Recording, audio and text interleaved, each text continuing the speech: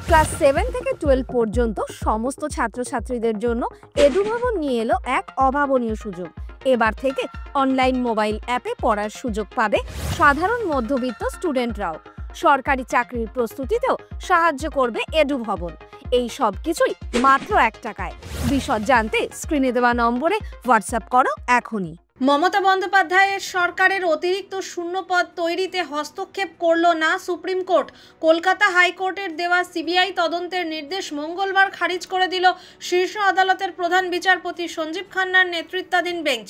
শীর্ষ আদালত জানিয়েছে, অতিরিক্ত শূন্যপদ তৈরিতে প্রয়োজনীয় পরামর্শ নেওয়া হয়েছিল, রাজ্যপালের অনুমোদনও নেওয়া হয়।